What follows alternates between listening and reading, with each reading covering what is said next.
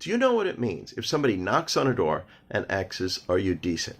Well, many ESL students are confused by this because this is not often covered in class, or this is not often covered in articles, but it is seen in movies very, very often, and you may experience it in real life.